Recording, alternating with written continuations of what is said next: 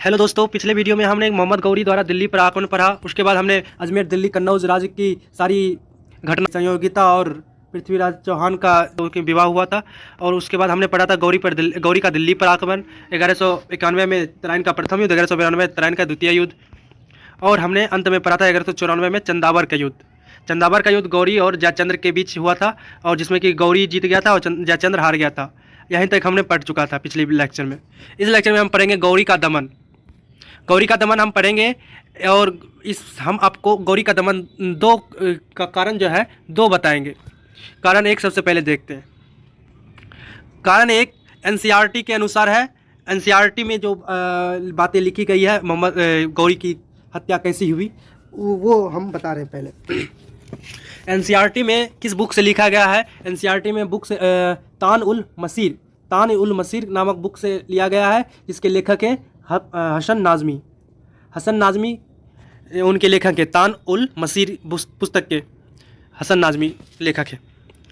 हुआ क्या था कि 1205 ईस्वी में गौरी जब भारत घूमने आया था तो इसके साथ कुतुबुद्दीन ऐबक भी आया था और इल्तुतमिश भी आया था। अब कुतुबुद्दीन ऐबक और इल्तुतमिश कौन है? कुतुबुद्दीन ऐबक मोहम्मद गौरी का गुलाम था और दामाद भी था, और इल्तुतमिश भी कुतुबुद्दीन ऐबक का गुलाम और दामाद था। मतलब अब इसके बाद हम पढ़ेंगे ये जैसे गुलाम वंश शुरू हो जाएगा, इसलिए सभी सबका गुलाम वंश में सभी सबके गुलाम ही रहेंगे राजा। तो हम आगे पढ़ेंगे, वो बात की बात है। ये हम पहले यहाँ पर फोकस करते हैं। जब 1206 ईस्वी में भारत से लौट रहा था ना घूमकर ये मोहम्मद गौरी, तो क्या हुआ कि खोखर जाटों के द्वारा इसका पता लग गया। खोखर जाटों के द्वारा इसको पता लग गया कि मोहम्मद गौरी अब भारत से लौट रहा है। तो मोहम्मद गौरी को हत्या कर दी गई 1206 में। मोहम्मद गौरी की हत्या कर दी गई 1206 में। किसके द्वारा कर दिया गया? खोखर जाटों का नाम क्या था उसमें? रामलाल खोखर के द्वारा। रामलाल खोखर के द्वारा 1206 ईस्वी में गौरी की हत्या कर दी गई। यह हमने पढ़ा एनसीईआरटी के अनुसार। अब हम पढ़ते हैं कारण दो। कारण दो है पृथ्वीराज रासो एक पुस्तक का नाम है, इतिहास के एक पुस्तक है पृथ्वीराज रासो, जिसके लेखक है चंद्रबरदाई। वही चंद्रबरदाई जो कि हमने बताया था ना, इसके दरबार में रहते थे। ये पृथ्वीराज चौहान के दरबार में जो रहते थे, पृथ्वीराज चौहान के दरबार में जो रहते थे दरबारी लेखक, वही उन्हीं के द्वारा लिखा गया है पृथ्वीराज रासो। पृथ्वीराज रासो में बताया गया है कि 1206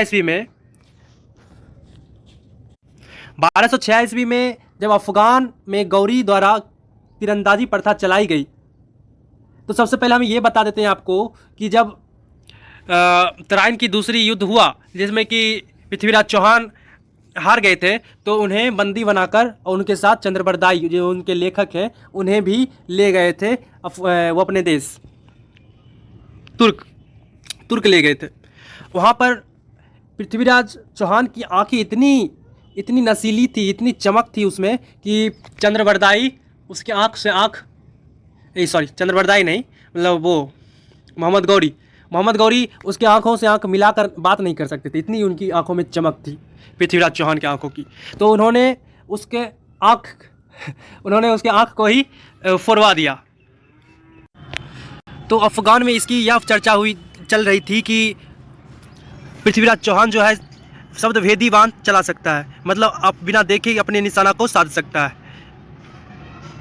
तो इसी प्रदर्शनी को देखने के लिए तीरंदाजी प्रदर्शन शुरू की गई थी अफगान में। तो सारा व्यवस्था शुरू हुआ, तो पृथ्वीराज चौहान को बुलाया गया।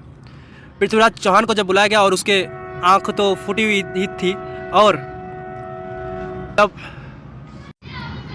जहाँ पे तीरंदाजी का प्रदर्शन किया जाता है उसे कोर्ट कहते हैं। कोर्ट में एक चबूतरे बना हुआ था, उसके ऊपर में सिंहासन पर राजा विराजमान थे, और दूसरी ओर एक घंटी, बहुत बड़ा घंटी टंगा हुआ था, जिसमें घंटी से 3 घंटी से बजते ही तीरंदाजी अपना मतलब जो प्लेयर होते हैं उसका वो अपना तीर चलाते थे। और एक तरफ उसके साथ चंद्रबरदाई था। चंद्रबरदाई का आँख नहीं फोड़ा हुआ था उसने, राजा ने। और जब सबकी बारी हुई और जब बारी आई अब पृथ्वीराज चौहान की बारी आई, तो उसकी आँख तो फूटा ही हुआ था ही, फिर भी उसकी आंखों पर काली पट्टी बांध दी गई और उसके हाथ में तीर और धनुष दे दिया गया। और घंटी बजाया गया। पहली घंटी बजाई गई, लेकिन पृथ्वीराज चौहान ने कोई अपना प्रदर्शन किया ही नहीं, कोई तीर चलाया ही नहीं। फिर दूसरी घंटी बजाई गई, उसमें भी पृथ्वीराज चौहान एकदम शांत बैठा रहा, तीर चलाया ही नहीं। 3 घंटी तक अगर नहीं चलाते वो तीर तो उसे मार दिया जाता। और तीसरी घंटी बजाई गई, फिर भी उसने तीर नहीं चलाई। तो राजा को गुस्सा आ गया और भड़क के बोला, तीर चलाओ।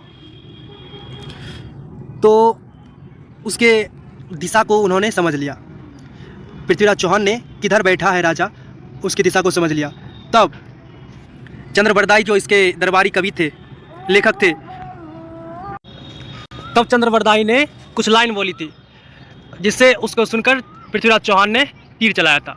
वह लाइन था, सुनाते हैं आप लोगों को। 4 बांस 24 गज 8 अंगुल प्रधान, ते ऊपर सुल्तान मत चूकी चौहान। फिर से सुनिए, 4 बांस 24 गज 8 अंगुल प्रधान, ते ऊपर सुल्तान मत चूकी चौहान। और इस शब्द को सुनते ही पृथ्वीराज चौहान ने तीर चलाई और मोहम्मद गौरी के सीधे सीने पर लगा और मोहम्मद गौरी की हत्या हो गई। अतः कारण 2 के अनुसार हमने समझा कि पृथ्वीराज चौहान ने मोहम्मद गौरी की हत्या किया था। तो इस वीडियो को हम यहीं तक रखेंगे। अगले वीडियो में हम दिल्ली सल्तनत को पढ़ेंगे। इस वीडियो में हम अरब और तुर्की आक्रमण को कंप्लीट कर चुके हैं। तो अगर वीडियो पसंद आए तो लाइक, सब्सक्राइब, शेयर जरूर करें, सब्सक्राइब जरूर कर लें। धन्यवाद।